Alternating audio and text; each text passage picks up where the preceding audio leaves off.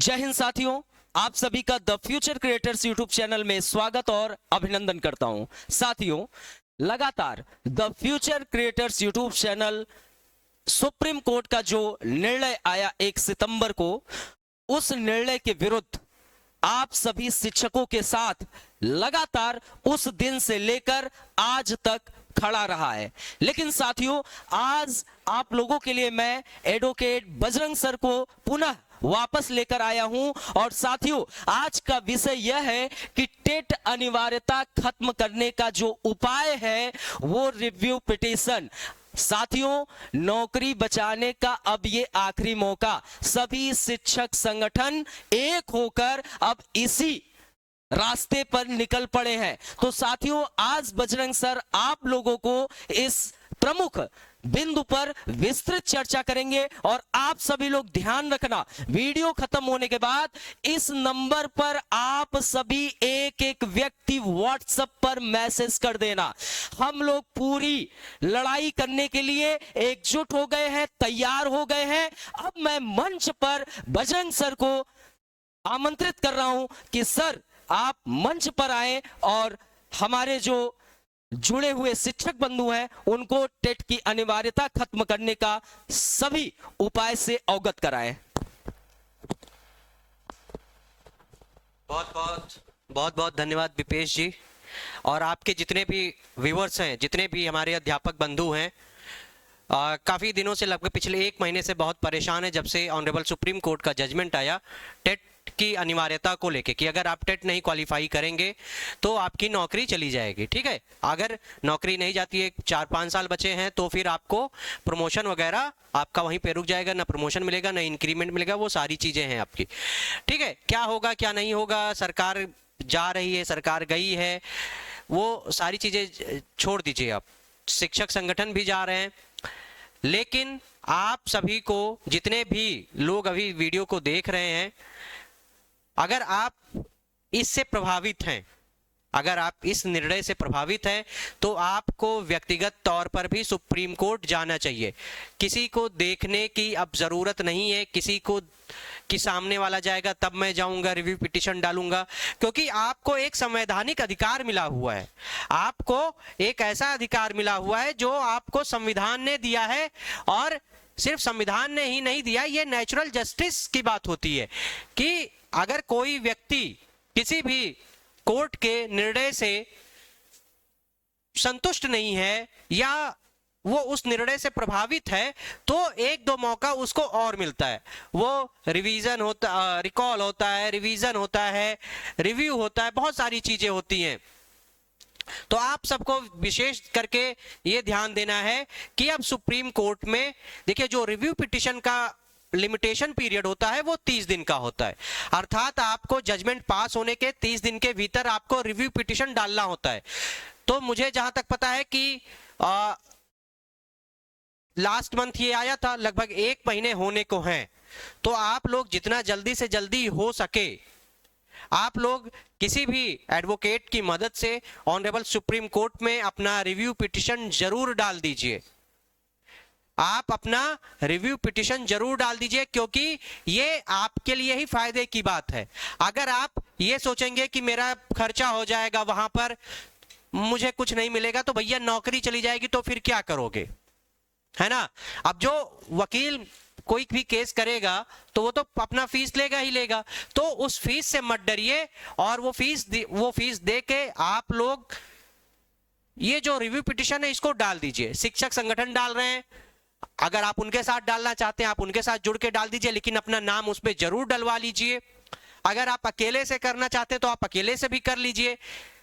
जितने भी लोग प्रभावित हैं सब सुप्रीम कोर्ट जा सकते हैं, वो चाहे संख्या 1 की हो, चाहे वो संख्या 1 करोड़ की हो।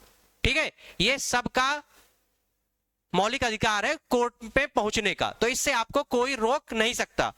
तो कुछ महत्वपूर्ण बिंदुओं पे मैं बात कर लेता हूं। ये जितने भी बैच चल रहे हैं, आप लोग अगर किसी में जुड़ना चाहते हैं तो आप लोग सर के दिए हुए नंबर पर आप कॉल करके जुड़ सकते हैं। ये अकेडमी का ऐप है, आप इस ऐप को भी इंस्टॉल कर सकते हैं। चलिए अब मुद्दे की बात हम करते हैं। मुद्दे की बात ये करते हैं कि आपको सुप्रीम कोर्ट क्यों जाना चाहिए। आपको सुप्रीम कोर्ट क्यों जाना चाहिए? देखिए, आप पहले तो कैसे जाएंगे? आप रिव्यू के माध्यम से जाएंगे, ठीक है, रिव्यू पिटीशन होगी, उसके माध्यम से आप जाएंगे सुप्रीम कोर्ट में। अब देखिए, जब भी सुप्रीम कोर्ट का कोई जजमेंट आता है या किसी भी कोर्ट का जजमेंट आता है तो जजमेंट दो तरीके का होता है। एक सिंपल सी भाषा में समझ लेते हैं, ठीक है।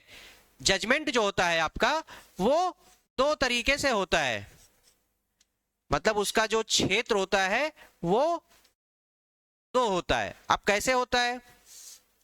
एक होता है जजमेंट इन रेम,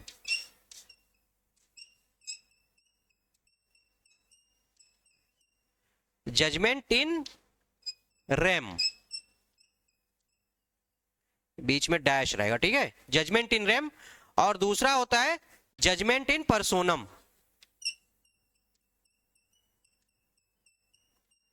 जजमेंट इन पर्सोनम।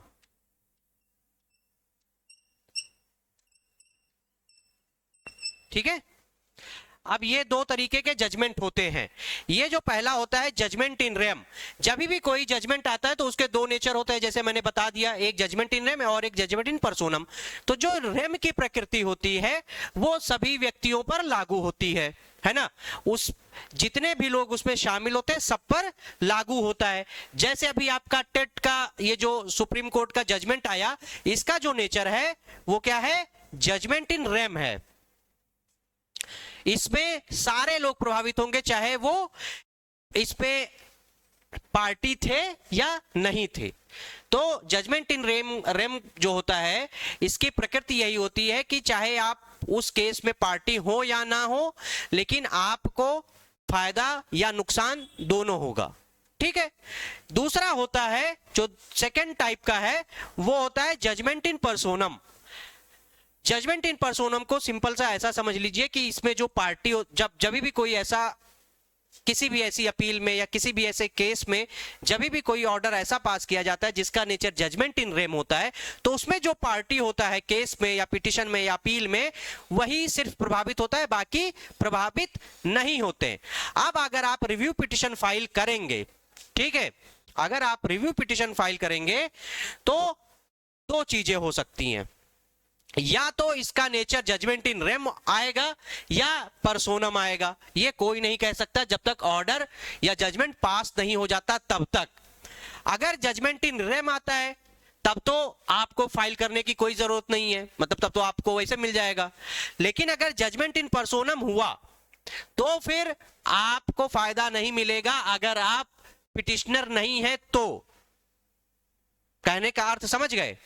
तो इसीलिए मैं बार बार कह रहा हूं कि जितने भी लोग प्रभावित हैं और जितने भी लोग वीडियो देख रहे हैं और आप प्रभावित हैं, आपको नुकसान हुआ है, तो आप बिना सोचे समझे, ज्यादा आप मत सोचिए समझिए, है ना, आप एक रिव्यू पिटीशन सुप्रीम कोर्ट में जरूर डाल दीजिए। चाहे वो आप स्वयं डाल दीजिए, चाहे आप ग्रुप बना के जाइए 10-15 लोग, है ना, वैसे डाल सकते हैं, या आप अपने शिक्षक संघ के माध्यम से डाल सकते हैं।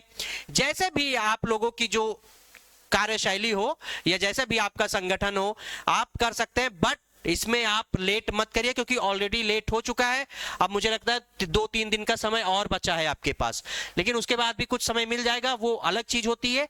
लेकिन अभी आपके पास 2-3 दिन का समय बचा हुआ है, तो आप रिव्यू पिटीशन जरूर फाइल कर दीजिए, ठीक है। अब सबसे बड़ी बात जो आती है वो आती है कि सुप्रीम कोर्ट में अगर आप कोई भी पिटीशन फाइल करते हैं तो फीस बड़ी हाई फाई रहती है, ठीक है। जो सुप्रीम कोर्ट की फीस है भाई, अब भारत की जो सबसे बड़ी कोर्ट है वो सुप्रीम कोर्ट है।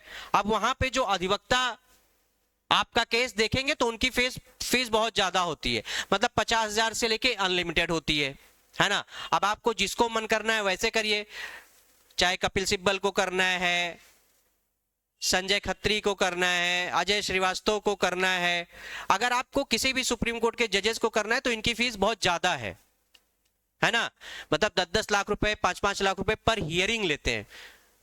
ये सब छोड़ दीजिए फाइलिंग वगैरह का, लेकिन आप अपनी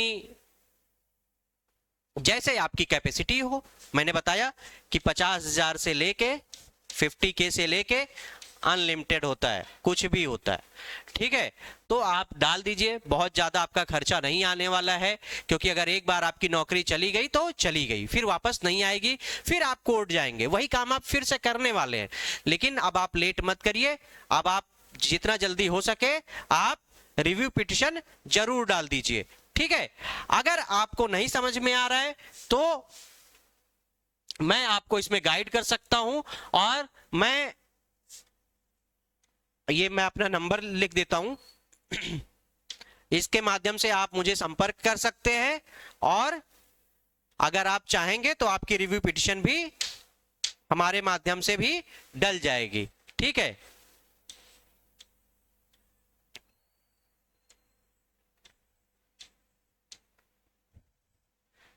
ठीक है, अगर आपको किसी भी चीज की जानकारी लेनी है तो आप इस नंबर पर मुझसे बात कर सकते हैं।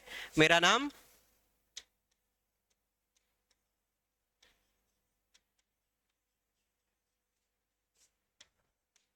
बजरंग श्रीवास्तव है, आप लोग मुझसे बात कर सकते हैं, आप मुझे व्हाट्सएप कर सकते हैं, ठीक है। अगर आपको किसी भी तरीके की कोई दिक्कत है तो आप लोग उस चीज पे कुछ भी शंका समाधान कर सकते हैं। बाकी विपेश सर आएंगे और कुछ आपको महत्वपूर्ण जानकारी देना है उनको, वो आपको दे रहे हैं। बहुत बहुत धन्यवाद। तो साथियों, इस वीडियो को जितना ज्यादा हो सके आप सभी शेयर कर दीजिए। हम आपके साथ शुरू से लेकर अंत तक खड़े रहेंगे। ये लड़ाई चाहे ज्ञान के लेवल पे हो, चाहे आंदोलन के लेवल पर हो, लड़ाई लड़ते रहेंगे। एक तरफ आप अपनी पढ़ाई भी स्टार्ट कर दीजिए, दूसरी तरफ हम और हमारी जो टीम है उसके साथ जुड़कर आप अपने आंदोलन का रास्ता भी तय करें। तो साथियों, आप सर से इस नंबर पर कांटेक्ट कर सकते हैं। बाकी आपको यदि और भी कोई सर से कोई भी समस्या हो, आप यहां पर भी कांटेक्ट कर सकते हैं। ये बैच है, आप इससे भी जुड़कर अपनी तैयारी शुरू कर दीजिए। देखिए, यहां पर बैच का प्रचार का मतलब नहीं है, यहां पर मकसद ये है कि आप कहीं भी जुड़ जाओ, बस तैयारी। जैसे सर ने भी कहा कि आपको ये कार्य करना है, किसी और से भी करवा सकते या हमसे करवा सकते, कोई भी, बस आप करवा लीजिए। तो आप सब अपने कार्य शुरू कर दीजिए, वरना भाई नौकरी जाएगी तो फिर जानते हैं पूरा परिवार कष्ट में आ जाएगा, है ना। हम ऐसा नहीं चाहेंगे। तो मिलते हैं अपने नेक्स्ट वीडियोज में, तब तक के लिए नमस्कार, बाय बाय, जय हिंद।